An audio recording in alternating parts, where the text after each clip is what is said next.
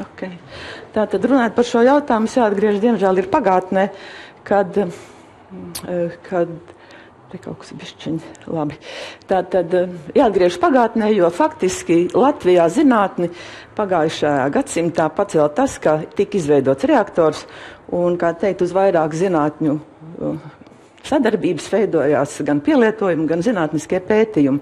Un faktiski pēc reaktora apstādināšanas, kā jūs redziet, ir samazinājies tas, nav tas. Ja? Tātad visu to mēs varējām dalīt un realizēt. Un šobrīd, pašreiz no lieliem starojuma avotiem, Latvijā ir tikai lineārais elektronu pātrinātājs, uz kura mēs veicam dažādus darbus, gan elektronu starojumu plūsmā, gan gama starojumu plūsmā, un plus vēl mēs esam izveidojuši tādu oriģinālu radiācijas termomagnētisko sistēmu, kur mēs varam veikt eksperimentus 3 komponentu klātbūtnē - temperatūra, magnētiskais lauks un starojums. Lūk, un kodola medicīnā, ja mēs runājam par kodola medicīnu, tad, protams, ka šos te radionuklīdus izmanto slimnīcās gan kā terapijai, gan diagnostikai, un arī izmanto lineāros pātrinātājus. Tāds ir stāvoklis, teiksim, šobrīd. Un lūk, tātad, ja tas reaktors ir vienā stadijā, un šeit mēs redzam ar šo te lielo aprīkojumu, tātad pateicoties tiem bija iespējami tie visi pētījumi, un lūk, un tā ir mūsu nākotne, šis te ciklotrons, kas atļaus arī veikt un attīstīt gan medicīnu, gan arī zinātni dažādos virzienos. Ja mēs tā skatāmies, tad kas tad atrodas, kur tas reaktors ir? Tātad Salaspilī, 20 km no Rīgas blakus fizikas institūtam, un kas šreiz ir atomu-reaktora ēka, kas ir jāuztur, jāmonitorē, ir SSDL laboratorija, kas nozīmē sekundārā standarta laboratorija, kur ir certificēta, akreditēta Latvijā, un mēs izmantojam šo dažādiem pakalpojumiem, kontrolējam un atļaujam veikt darbus ar iezīmētiem izotopiem, gan slēgtiem, gan atklātiem un tā tālāk. Ja? Un tā tad blakus ir plānotā teritorija ciklotronam.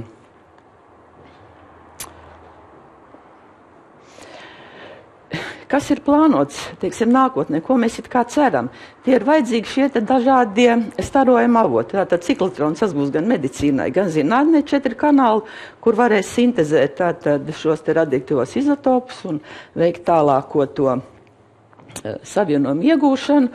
Elektronu pātrinātājs, kurš ir, kā teikt, iespējas veidot gan elektronu, gan gama starojumu, tātad materiālu modificēšanai, kobalta iekārta arī starojumu iegūšanai, materiālu, kā te ir rakstīts, sterilizēšanai, istabas temperatūrā pie tam, kas daudzām vielām nav vēlama paaugstinātā temperatūra, dozimetrijas, biodozimetrijas izstrāde un tādas lietas. Ļoti nepieciešama mums ir radioķīmijas laboratorija, lai varētu veikt augstas klases pētījumus, jo saistībā ar ciklotronu tātad šīs aktivitātes būs tur ne tikai gigabekereli, bet terabekereli. Un tātad šī te laboratorija mums vajadzīga, lai arī attīstītu atbilstošā līmenī šo te jaunās enerģijas avotu kodola sintēzes iekārtu džeta, tas ir eksperimentālā reaktora un demo materiālu analīzē, un līdz ar to, lai mēs varētu sniegt rekomendācijas kā rūpniecībai, kā ražotājiem, veidot šos nepieciešamos materiālus, uzlabot vēl. Nu, protams, ka tur būs arī mazo dzīvnieku skeneris un varbūt kā mazs eksperimentālais kodolreaktors varētu plānot. Ja mēs runājam par tendencēm pasaulē, tad radiofarmapreparātu pielietošana arvien palielinās gan diagnostikā, gan terapijā. Un arī palielinās un ir nepieciešams dažādas ar ionizējušo starojumu pētīšanas metodas saistītas, ja? Lai mēs perfekti varētu analizēt gan sastāvu, gan kompozīciju savienojumiem. Nu, un viena no problēmām, kas ir pašreiz, tas ir ITER materiāla testēšana, ir nepieciešami neitronu avoti, kas ir ļoti problemātiski. Pašreiz visus pētījumus veic ar kodola dalīšanās reaktoru iespējām, bet šī te neitronu plūsma un intensitāte un enerģijas ir diezgan grūti sasniedzams. Tāpēc, lūk, ja būtu šis te ciklotrons, tad mēs to varētu arī veidot. Nu, man ir tā grūti teikt, es nenosaucu speciāli ražotājs, bet valstis, jo visās šajās valstīs tās kodola tehnoloģijas ir augstā līmenī. Gan tepat kaimiņos, Igaunijā un šīm te minētajās Rumānijā, Izrēlē, Kanādā, Amerikā pats par sevi. Kur mēs varam pielietot lielās enerģijas? Kā jau tas tā parādās, tad tā ir farmācija, tie ir šie te izotopu, radioaktīvo izotopu sintēze, savienojumu sintēze, izpēte, dažāda reakcija izpēte, elektronika, tā ir šo te mikroshēmu modificēšana augstām tehnoloģijām, medicīna, mašīnu būvē, tā ir kontrola, protams, arī polimēra ražošana, tā arī būs šo te materiālu modificēšana. Un tālāk, ja mēs runājam par kas tad tur rodās, tad ir jauni medikamenti, uzlaboti materiāli. Es šajā te prezentācijā piegāju vienkārši atbilstoši tam priekšrakstam, kā bija dots firmas ierosināts. Ja? Tādēļ arī tādi tiešās atbildes ir. Un produktu modificēšana, ko tas nozīmē? Tas nozīmē viņu īpašību uzlabošana, tā ir sterilizēšana, tajos visos šajos te nozerēs. Un, protams, ģeoloģijā tā nav modificēšana, tā ir vienkārši analīze. Nu, kopumā varu teikt, ka būs augstas klases mikroshēmas, sterili produkti, medikamenti, jo, ja mēs runājam par šo te pielietojumu, tad mūsu elektronu pātrinātājs RD alfa elektronikas, ja vienkārši alfa darbības laikā bija noslogots cauri diennakti, lai iegūtu šīs te augstas kvalitātes mikroshēmas. Bet mainoties situācijai, tā tad iztiekam, kā nu šobrīd ir. Ja mēs runājam par šo te ciklotronu, tad lūk, apmēram tāds varētu būt tas minimālais iekārtojums, kur būtu ciklotrons, tad šīs attiecīgās darbinieku telpas un sintēzes laboratorija un arī kamera, kur veiktu šos te pētījumus. Nu, pati šī te kamera, teiksim, tāda potenciāli iespējamā.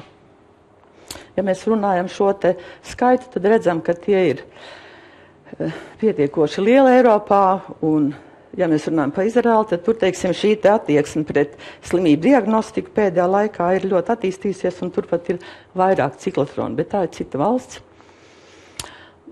Izotopu ražošanā tātad pamatā būtu flora 18 izotopus, kuru saistībā ar glikozi ievadītu cilvēkam, un šī te ātrā diagnostika ļautu jau noteikt agrīnā stadijā jau izmaiņas molekulārā līmenī.